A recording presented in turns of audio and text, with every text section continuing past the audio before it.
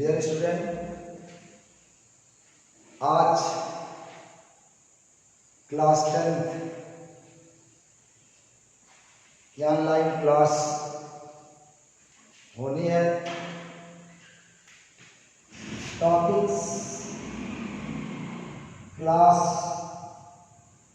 10th topics periodic table,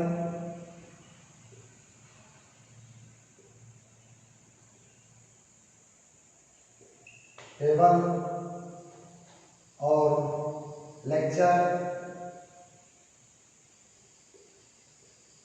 3। दो online class periodic table की पीछे हो चुकी है और आज का लेक्चर तीसरा लेक्चर है पीरियाडिक टेबल का। तो सभी स्टूडेंट्स ये उम्मीद करता हूं कि घर पे लगन और मेहनत के साथ पठन पाठन कर रहे होंगे। इसके लिए आपको ढेर सारी शुभकामनाएं कि आप घर पर आकर के अपनी पढ़ाई को ईमानदारी पूर्वक आगे प्रोसीड कर रहे होंगे। ओके, तो पिछले टर्म पे मैंने मेंटल लीफ की आवर्सारणी के बारे में सब कुछ बता दिया था। मैंने दूसरी जो आवर्सारणी मेंटल लीफ की आधुनिक आवर्सारणी मॉडर्न पीरियाडिक टेबल मैंने शुरू किया था। उसमें मैंने बताया था यह आवर्त सारणी परमाणु क्रमांक पर आधारित है। इस आवर्त को बनाने की क्रेडिट मोज़ले को जाती है, इसलिए इसे मोज़ले की आवर्त भी कहा जाता है, क्योंकि मोज़ले ने परमाणु क्रमांक एटॉमिक नंबर की खोज की। मैंने एक हेडिंग डलवाया था मॉडर्न पीरियाडिक लॉ, आधुनिक आवर्त नियम। इसमें मैंने कहा था कि तत्वों के भौतिक और रासायनिक गुण उसके परमाणु क्रमांक के आवर्ती फलन होते हैं। इसका मतलब यह हुआ कि पीरियाडिक टेबल में आवर्त में यानी स्थान बदलने के साथ साथ परमाणु क्रमांक बदलता है और परमाणु क्रमांक बदलने के साथ साथ तत्वों के भौतिक और रासायनिक गुण क्या होते हैं, परिवर्तित होते हैं। ओके, फिर मैंने उसमें हेडिंग डलवा करके छोड़ा था लास्ट वीडियो में मेंटल लीफ आधुनिक आवर्त सारणी की गुण विशेषता और लक्षण प्रॉपर्टी कैरेक्टरिस्टिक, ये हेडिंग मैंने डलवाया था। तो सबसे पहली प्रॉपर्टी इस आवर्त सारणी की, इस आवर्त सारणी में कुल 10 क्षैतिज पंक्तियां हैं जिसे सीरीज कहा जाता है। मेंडल लीफ की आवर्त सारणी में 12 क्षैतिज पंक्तियां थी। ठीक है, तो पहली बार लिखा जाएगा इस आवर्त सारणी में कुल 10 क्षैतिज पंक्तियां उपस्थित है। ओके, कुल 10 क्षैतिज पंक्तियां उपस्थित है। दूसरी बात लिखा जाएगा कि इस 10 क्षैतिज पंक्तियों को 7 आवर्त और 9 वर्ग में क्या किया गया है, विभाजित किया गया है। देखिए इसमें इस आवर्त सारणी को इस आवर्त सारणी में कुल 7 आवर्त और 9 वर्ग क्या होते हैं, पाए जाते हैं। ओके, 9 वर्ग उपस्थित हैं, चाहे पाए जाते हैं। ओके, अब देखिए अगली पाई में लिखा जाएगा कि देखो पीरियोडिक टेबल में अभी बताऊंगा नहीं, जब इसके बाद जो लास्ट पीरियोडिक टेबल है प्रावर्धिक आवर्त सारणी, इस तरह से आवर्त सारणी की स्थिति आपकी कुछ रहती है शेप इसका।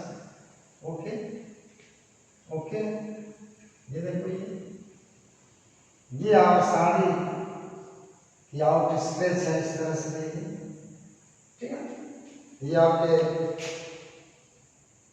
1 2 3 4, ठीक है, 1 2 3 4 5 6, इसमें 10 आवर्त। ये आपके आवर्त हैं जो लेफ्ट से राइट जाते हैं, हॉरिजॉन्टल लाइन है, ये आवर्त है। ठीक है, जितनी भी आवर्त सारणी है, जो 3 आवर्त सारणी से पढ़ी जाएगी, दूसरी आवर्त सारणी आप पढ़ रहे हैं, आवर्तों की संख्या क्या है, आवर्तों की संख्या सब में 7 है, वर्गों की संख्या इसमें डिफर कर रहे हैं, ग्रुप इसमें डिफर कर रहे हैं। जो मेंडलीव की आवर्त सारणी है उसमें आवर्त आपका वर्ग कितना था, 8 वर्ग थे। आधुनिक आवर्त सारणी में वर्गों की संख्या 9 हो गई। और जो आगे जो आप पीरियोडिक टेबल आप पढ़ेंगे, प्रावर्धिक आवर्त सारणी, दीर्घाकार आवर्त सारणी, लॉन्ग फॉर्म पीरियोडिक टेबल, उसमें वर्गों की संख्या 18 होगी। ओके, तो आपने लिख लिया 7 आवर्त और 9 वर्ग क्या है, उपस्थित है। ओके, अब देखिए शून्य वर्ग इधर होता है सबसे तक, और 8वां वर्ग होता है यहाँ पे क्या, 1 2। शून्य वर्ग और 8वें वर्ग को छोड़कर सभी वर्गों को उपवर्ग ए और बी में क्या किया गया है, विभाजित किया गया है। यानी ये वर्ग आपके हैं, ये फर्स्ट ए है, ये सेकंड ए है, ये थर्ड ए है, आगे से मैं बताऊंगा, फोर्थ ए है, फिफ्थ ए है, सिक्स्थ ए है। तो इसमें से 8वां वर्ग आपका यहाँ आएगा, कहाँ पे, यहाँ पे आएगा। 8वें वर्ग और ये शून्य वर्ग को छोड़कर सभी वर्गों को उपवर्ग ए और बी में क्या किया गया है, विभाजित किया गया। पहली बार लिखेंगे कि 8वें और शून्य वर्ग को छोड़कर, 8वें और शून्य वर्ग को छोड़कर सभी वर्गों को उपवर्ग ए और उपवर्ग बी, कैपिटल ए और कैपिटल बी, उपवर्ग ए और उपवर्ग बी में विभाजित किया गया है। Okay, understand? ठीक, अब देखिए ये फर्स्ट ए है और ये शून्य वर्ग है। शून्य वर्ग में यहाँ पे hydrogen, lithium, sodium, magnesium, sodium, potassium, rubidium, caesium, एक और आवर्त होगा, इसमें क्या होगा, सीजियम, फ्रेंशियम। ये फर्स्ट ए के वर्ग है और ये शून्य वर्ग के है। तो कोई भी ये आवर्त सारणी पर प्रत्येक आवर्त, इसको हम सक्रिय धातु करते हैं, बहुत ज्यादा एक्टिव होती है, इनकी क्रियाशीलता बहुत ज्यादा होती है। तो प्रत्येक आवर्त जो होता है सक्रिय धातुओं से प्रारंभ होकर के निष्क्रिय तत्वों को क्या होता है, समाप्त हो जाता है। ये निष्क्रिय तत्व में रखा है, ये निष्क्रिय तत्व है, ये हीलियम है, नियान है, आर्गन है, क्रिप्टॉन है, जीनन है, रेडान है, ये निष्क्रिय तत्व है। अगली बार लिखा जाएगा कि प्रत्येक आवर्त निष्क्रिय, प्रत्येक आवर्त सक्रिय धातु ब्रैकेट में फर्स्ट ए, सक्रिय धातु फर्स्ट ए में रखे गए हैं, से प्रारंभ होकर निष्क्रिय तत्व ब्रैकेट में 0 ग्रुप निष्क्रिय तत्व पर समाप्त हो जाते हैं। ओके, ठीक है।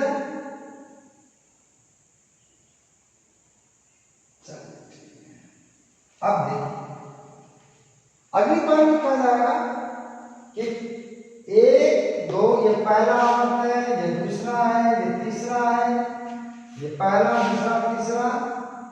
यहाँ पे देखिए पहले आवर्त में 2 तत्व हीलियम और हाइड्रोजन और हीलियम, दूसरे आवर्त में लिथियम, लिथियम के बाद बेरिलियम होगा, बोरान, कार्बन, यानी 8 तत्व, और तीसरे में भी 8 तत्व होंगे। तो प्रथम 3 आवर्त जो होते हैं उसमें क्रमशः 2 8 8, पहले में 2, दूसरे में 8, तीसरे में 8 तत्व रखे गए हैं। इसको लघु आवर्त कहा जाता है, शॉर्ट पीरियड कहते हैं। क्या कहते हैं? ओके, तो देखिए प्रथम 3 आवर्त मतलब पहला दूसरा तीसरा। प्रथम 3 आवर्त में क्रमशः 2, 8, 8 तक उपस्थित है, इसलिए इसे लघु आवर्त या शॉर्ट पीरियड कहते हैं। लघु आवर्त या शॉर्ट पीरियड कहते हैं। ओके, अब आइए चौथा, पांचवा,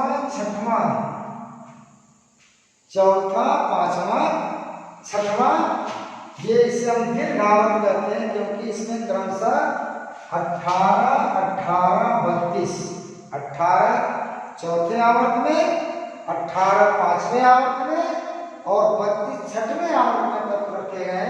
इसे दीर्घ आवर्त या लॉन्ग पीरियड कहा जाता है। ओके, देखिए ओके, इसी में अगली पार्ट लिखिए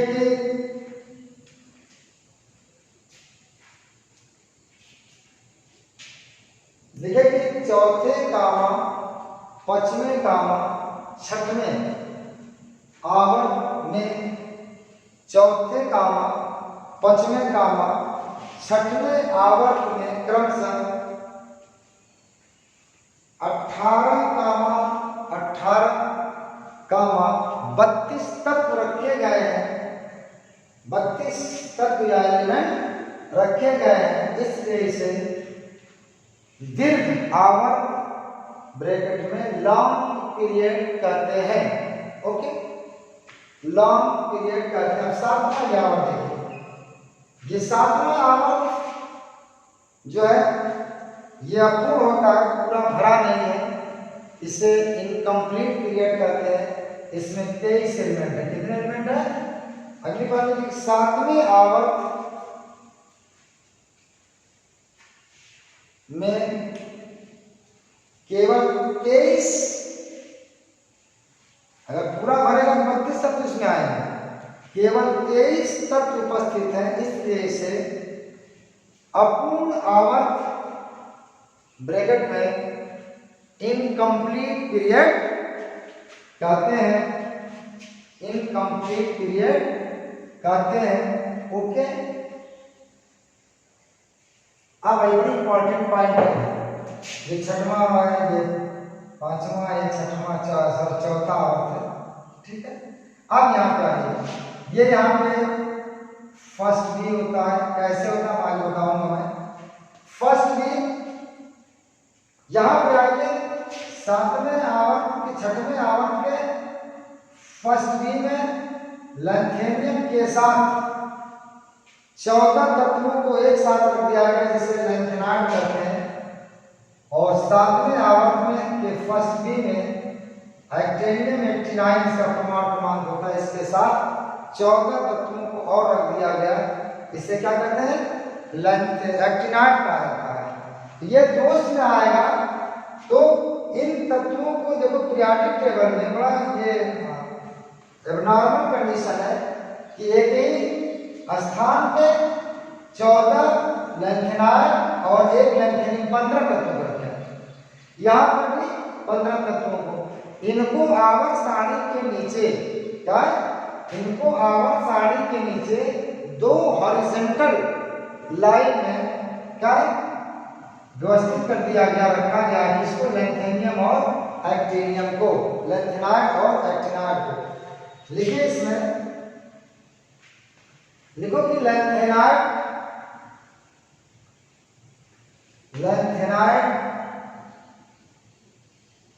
आगे बताऊंगा क्या होता है। लैंथेनाइड और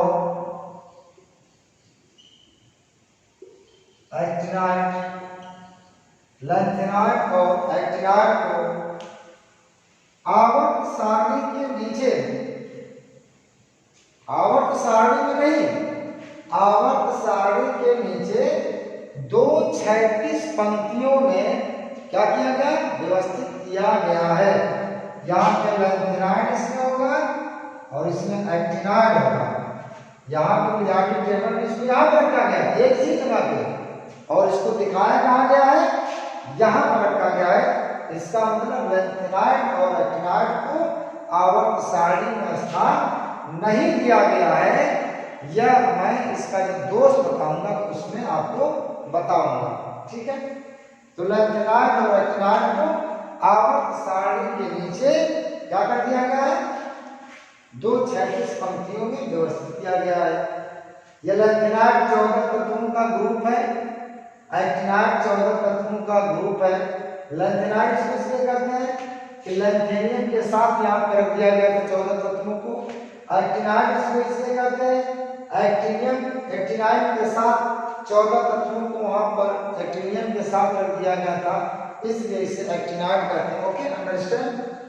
अब आइए अगली पॉइंट में देखिए, तत्वों का आवर्त में लेफ्ट से राइट जाने पर परमाणु क्रमांक में परिवर्तन होता है, जिसके कारण तत्वों का भौतिक और रासायनिक गुण भी क्या होता है, परिवर्तित होता जाता है।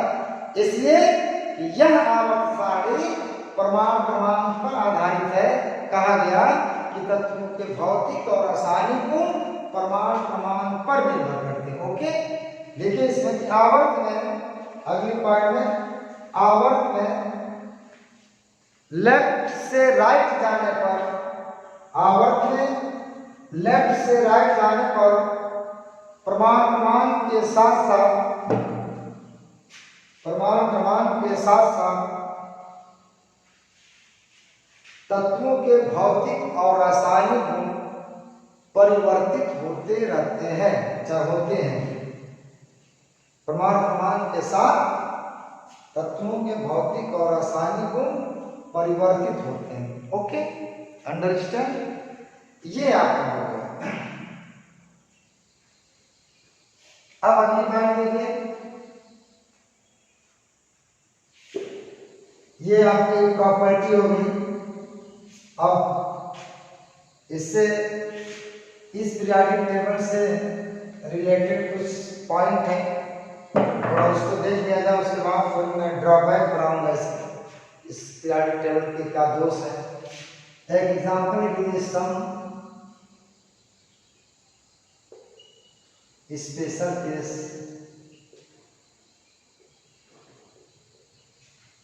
सम स्पेशल केस, और इसमें खेती का लिख करना विकर्ण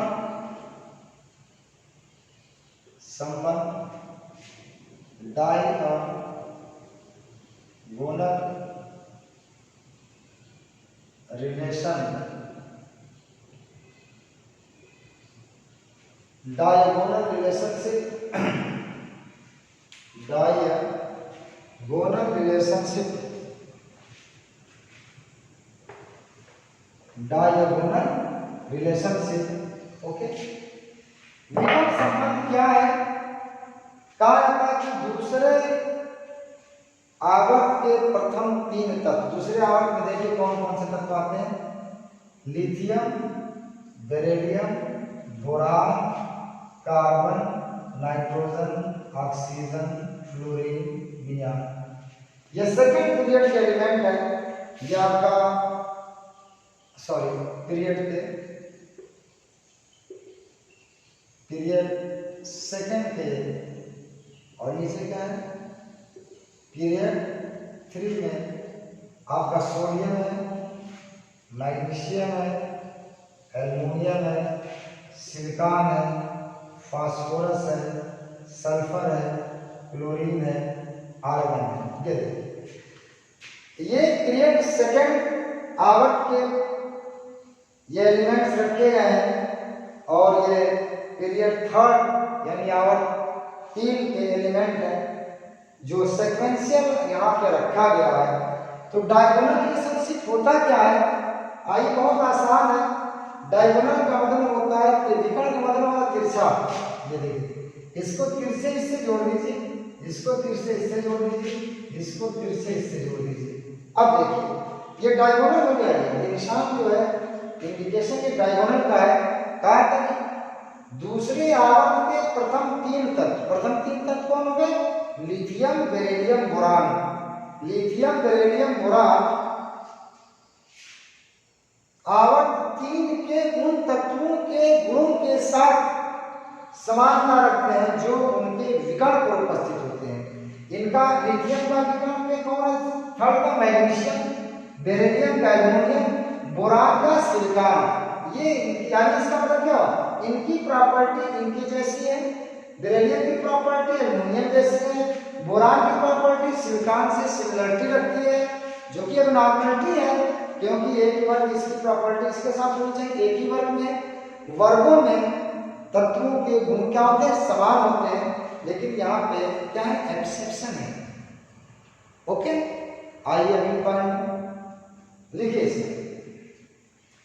लिखिए कि दूसरे आवर्त के प्रथम 3 तत्व, दूसरे आवर्त के इधर नहीं, बस प्रथम 3 तत्व, दूसरे आवर्त के प्रथम 3 तत्व तीसरे आवर्त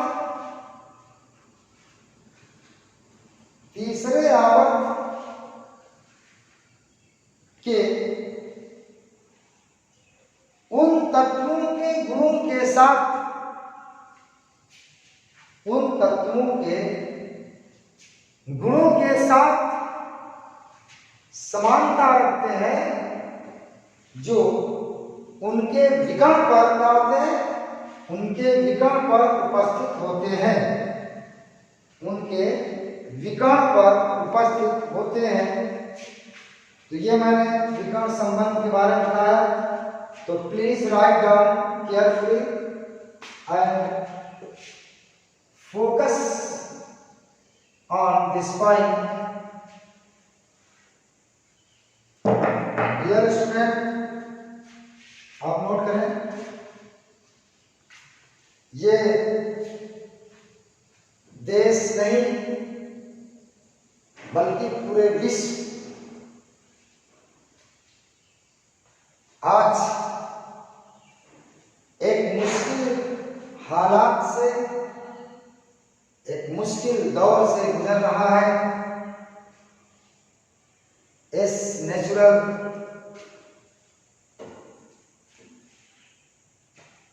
एपिडेमिक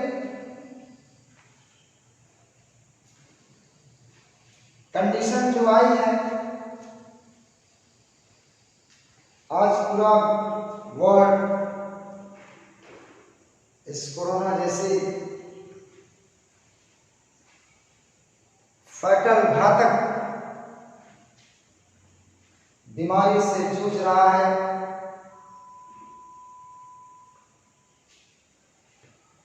पूरे वर्ल्ड में हर तरह के सेक्टर्स, यूनिट्स बिल्कुल लॉकडाउन है। कहीं भी किसी तरह की industrial activity, college activities, otherwise और सारी एक्टिविटीज बिल्कुल ब्लॉक है। ऐसी कंडीशन में छात्र स्टूडेंट्स का भी काफी नुकसान हो रहा है। लेकिन ये नेचुरल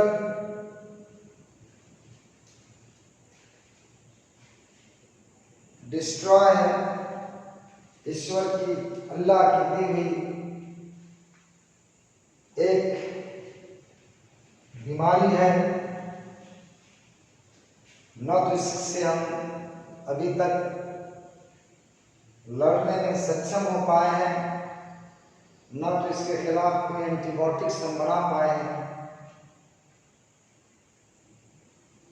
जिसके कारण पूरा विश्व बिल्कुल असहाय और बेबस बन करके तमाशागीर बना हुआ है।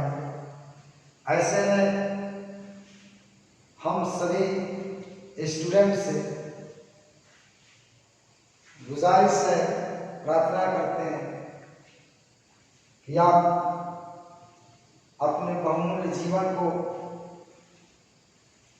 सुरक्षित रखने का बेड़ा खुद उठाएं। आप ही इस बीमारी से लड़ सकते हैं, स्वयं आदमी इससे बच सकता है। लॉकडाउन का पूर्ण रूप से पालन करते हुए आप पठन पाठन स्टडी में, पढ़ाई लिखाई में आप अपना ध्यान पूरा दें। हम जानते हैं कि बहुत सारी समस्याएं घरों पे हैं, फाइनेंशियल प्रॉब्लम है, बहुत सारे बच्चों को के पास एंड्रॉयड सेट मोबाइल नहीं होगा।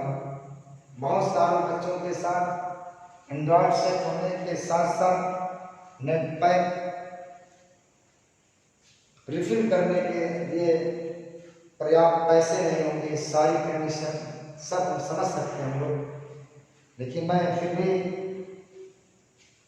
आपसे निवेदन है, मेरा आपसे ख्वाहिश है कि आप सभी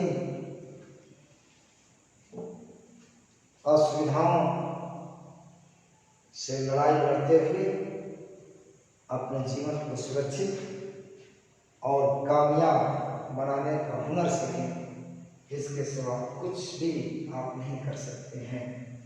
ओके, चलिए, ये थोड़ा सा मैसेज आपको रहा। अब एक और पॉइंट मैं लेता हूं। निरूपक तत्व क्या होता है? निरूपक तत्व रिप्रेजेंटेटिव एलिमेंट या प्रारूपी तत्व भी कहते हैं इसको। प्रारूपी तत्व, इसमें प्रारूपी तत्व रिप्रेजेंटेटिव एलिमेंट। रिप्रेजेंटेटिव एलिमेंट बड़ा आसान है। फर्स्ट है प्रत्येक आवर्त के, ये दूसरा आवर्त, जैसे यहाँ पे फर्स्ट में है लिथियम है, सोडियम है, पोटेशियम है, रुबिडियम, सीजियम, फ्रेंशियम है। यहाँ पे सेकंड ए है। इसी तरह से आपके वर्ग आगे बढ़ेंगे। बेरिलियम है, मैग्नीशियम है, कैल्शियम है, स्ट्रोंटियम है, बैरियम है, रेडियम है। ये आपके फर्स्ट और सेकंड ए वर्ग के तत्व हैं। ये देखिए, ये इसमें कहा था कि वे तत्व जो प्रत्येक वर्ग के वे तत्व, समझिए प्रत्येक वर्ग के लिए ये वर्ग है, और ये जो लाइन है आपकी आवर्त है, ऐसे आगे बढ़ेगा। प्रत्येक वर्ग के वे तत्व जो आवर्त 2 और 3 में आते हैं, वह अपने तत्वों के गुणों का प्रतिनिधित्व करते हैं। इसका मतलब क्या हुआ कि जो बकिया जो एलिमेंट्स आपके बचे हैं इस वर्ग में, जैसे पोटेशियम, रुबिडियम, सीजियम, फ्रेंशियम, इनकी प्रॉपर्टी वही होगी जो लिथियम और सोडियम की होगी। इसी को हम निरूपक तत्व या प्रारूपी तत्व या रिप्रेजेंटेटिव एलिमेंट कहते हैं। रिप्रेजेंट करना यानी बहुत सारे लोगों की बात एक आदमी जब करता है उसको रिप्रेजेंटेटिव कहा जाता है, और नेता कहा जाता है। ये अपने वर्ग के रिप्रेजेंटेटिव हैं, अपने वर्ग के लीडर हैं, फर्स्ट है में लिथियम और सोडियम, सेकेंड है में बेरिलियम और मैग्नीशियम। कहा है कि प्रत्येक वर्ग के वे तत्व जो आवर्त 2 और 3 में आते हैं उसे प्रारूपी तत्व या रिप्रेजेंटेटिव एलिमेंट कहा जाता है। देखिए इसमें देखिए प्रत्येक वर्ग के वे तत्व जो आवर्त 2 और 3 में आते हैं, जो आवर्त 2 और 3 में आते हैं उसे प्रारूपी तत्व कहते हैं।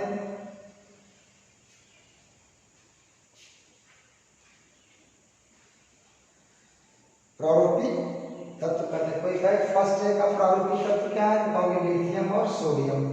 सेकेंड है का प्रारूपी तत्व का बेरिलियम और मैग्नीशियम। उसी तरह थर्ड है में क्या आ जाएगा, बोरान और एल्युमिनियम। ओके, इस तरह से आगे आपका बढ़ेगा। इसको और काम कर लीजिए।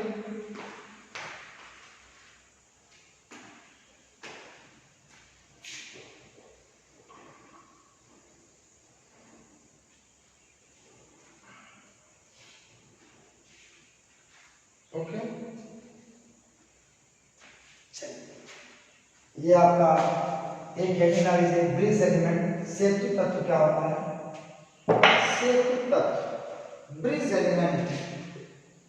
ब्रिज का मतलब पुल होता है, सेतु होता है।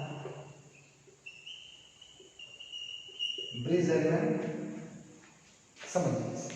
हमने कहा था कि प्रत्येक वर्ग 8वें और 7वें को छोड़ करके प्रत्येक वर्ग को, ये लिथियम है, ये सोडियम है, ये मैग्नीशियम है, ये मैग्नीशियम है, सॉरी कहाँ से, पोटेशियम है, ये आपका रुबिडियम है, सीजियम है, फ्रेंशियम है।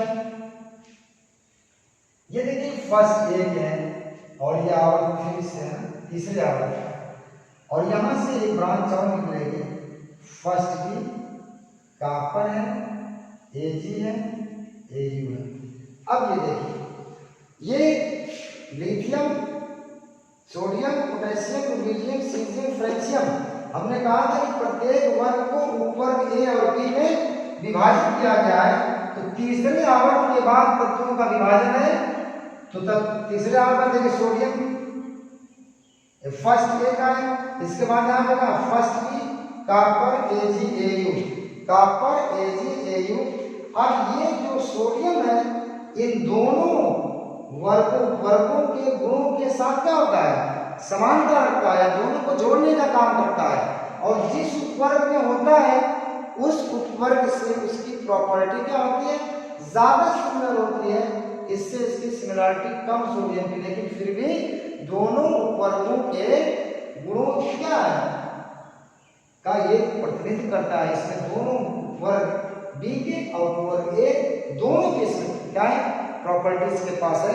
ये बात अलग है कि फर्स्ट ए के साथ जिस वर्ग में होता है उस वर्ग, जिस उपवर्ग में होता है उस उपवर्ग के गुणों के साथ अधिक समानता रखता है। ओके, तो कहा था कि ये तीसरे आवर्त के तत्व होते हैं, वे आवर्त का वे तत्व जो उपवर्ग ए और बी को जोड़ने का कार्य करते हैं। लिथियम के छोटे के बाद क्या होता है, 11 के बाद 12 मैग्नीशियम है, एल्युमिनियम है, एल्युमिनियम का सिलिकॉन है।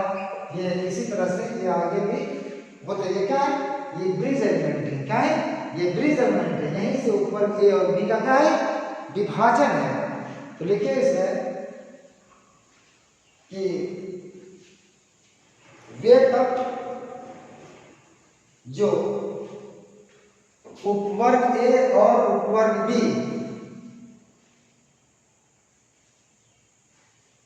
उपवर्ग ए और उपवर्ग बी दोनों के गुणों के साथ, दोनों के गुणों के साथ समानता रखते हैं, अर्थात दोनों उपवर्गों को जोड़ने का कार्य करते हैं। ब्रिज क्या काम करता है? ब्रिज एक दो दो छोरों को जोड़ता है। यह ऊपर ए और ऊपर बी को जोड़ने का काम करता है। दोनों अर्थात दोनों वर्गों को जोड़ने का कार्य करता है। उसे सेतु तत्व कहते हैं, ब्रिज एलिमेंट कहते हैं। और एग्जाम्पल क्या है? आप लिख लीजिएगा, थर्ड पीरियड थर्ड पे एलिमेंट क्या है? पीरियड ये third element sodium, magnesium, aluminium. इसी तरह से देख ये आपके सब ब्रिज एलिमेंट, ये ऊपर ए और बी को जोड़ने का काम करते हैं। जैसे मैंने सोडियम बताया फर्स्ट बी और फर्स्ट ए। इसी तरह क्या है? मैग्नीशियम के नीचे के जिनके वर्ग तत्व होंगे, मैग्नीशियम होगा, कैल्शियम होगा, स्ट्रांटियम होगा, बैरियम होगा, और उसके बाद क्या होगा? रेडियम होगा। ओके, इसको बना लीजिए, बनाओ।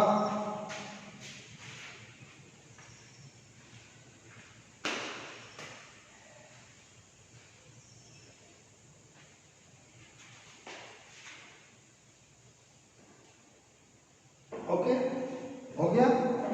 अब देखिए, आपको विकर्ण संबंध बताया मैंने, उसके बाद प्रारूप एलिमेंट बताया, ब्रिज एलिमेंट बताया। ओके, ठीक है। अब आइए एक देखिए, आधुनिक आवर्साणी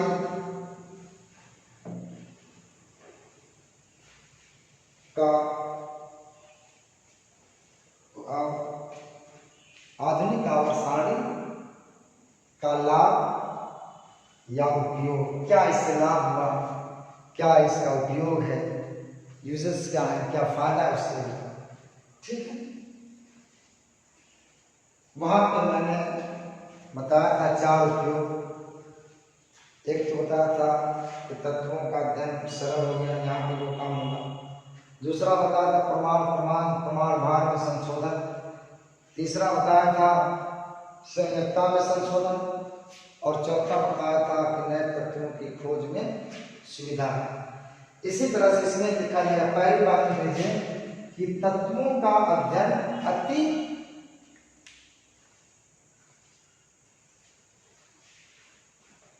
तत्वों का अध्ययन अत्यधिक आसान हो गया और आसान हो गया। तत्वों का अध्ययन अत्यधिक आसान हो गया। अगली पॉइंट ये लिखा जाएगा कि निष्क्रिय तत्वों के लिए पीरियोडिक टेबल के दाहिनी ओर एक वर्ग जोड़ दिया गया। देखिए कि निष्क्रिय तत्व कौन कौन से निष्क्रिय तत्व होते हैं जिनकी बाहरी कक्षाएं पूर्ण होती है? Helium, neon, argon, krypton, xenon, radon. ये आपके 2 2 4 6 तत्व मैंने बताया। ये निष्क्रिय एलिमेंट है, ब्रैकेट में लीजिएगा, इसको निष्क्रिय इसलिए कहा जाता है। इनकी बाहरी कक्षा पूर्ण होती है, और जब बाहरी कक्षा पूर्ण होगी तो रिएक्शन में भाग नहीं लेगा, इसलिए इसको निष्क्रिय एलिमेंट कहते हैं। Helium, neon, argon, krypton, xenon, radon. लिखिए कि व्यावसायिक के दाहिनी ओर निष्क्रिय तत्वों के लिए एक अलग वर्ग बनाया गया। ओके,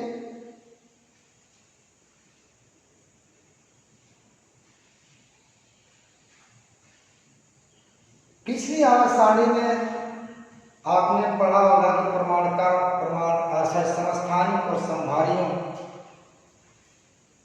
की पोजीशन नहीं दिया जा सका था, तो स्थिति सुनिश्चित हो गई। समस्थानिक और समभारिक। देखो, समस्थानिक का प्रमाण क्रमांक समान होता है, ठीक है। आज ये पीरियोडिक टेबल क्या प्रमाण क्रमांक के आधार पर बनाएंगे।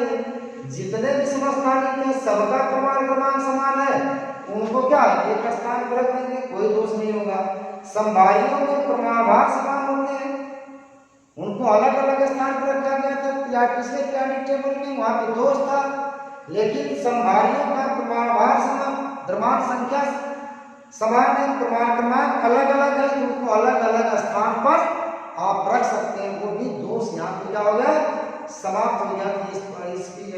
उपयोगिता हो गई, इसका लाभ हो गया, इसका उपयोग हो गया। ओके, लिखे कि समस्थानिकों और संभारियों की स्थिति सुनिश्चित हो गई, सुनिश्चित हो गई। और एक लाभ और है कि लैंथेनाइड और एक्टिनाइड के लिए आवर्त सारणी से नीचे 2 क्षैतिज पंक्तियां बनाई गई। अगली पंक्ति लिखिए कि लैंथेनाइड और एक्टिनाइड, लैंथेनाइड और एक्टिनाइड के लिए आवर्त सारणी के नीचे 2 क्षैतिज पंक्तियां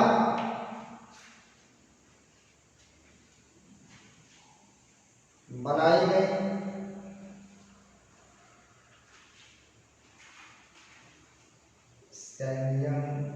बड़ा इंपॉर्टेंट पॉइंट गैलियम और जर्मेनियम। इस आवर्त सारणी में 3 नए तत्व स्कैंडियम, गैलियम और जर्मेनियम की खोज हुई, जो मेंडलीफ ने अपनी आवर्त सारणी में खाली स्थान छोड़ दिया था। ओके, देखिए कि 3 नए तत्वों जैसे स्कैंडियम, गैलियम और जर्मेनियम, 3 नए तत्वों जैसे स्कैंडियम, गैलियम और जर्मेनियम की खोज हुई। Okay, it is advantage of the modern periodic table. ये आधुनिक आवर्त सारणी की उपयोगिता है, इसके यूज है, इसके लाभ हैं। ओके, बात समझा दी। अब जो नेक्स्ट आर्टिकल आता है एडवांटेज, ड्रॉबैक, इस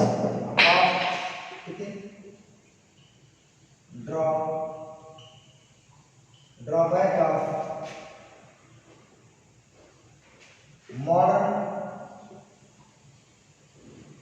modern periodic table. Okay, modern periodic table, drawback of modern periodic table, ये मैं नेक्स्ट ऑनलाइन क्लास में कवर करूंगा। तो बस आज ये ऑनलाइन वीडियो में बस इतना ही, और नेक्स्ट वीडियो के लिए आप से मैं गुजारिश है कि आप वेल प्रिपेयर होकर के आप रहें, ताकि आगे वीडियो में आपको पीछे की पढ़ाई से आपको काफ़ी गेन हो। इसी के साथ आज की वीडियो ऑनलाइन क्लास यहीं पे समाप्त होती है। ओके, धन्यवाद, थैंक यू।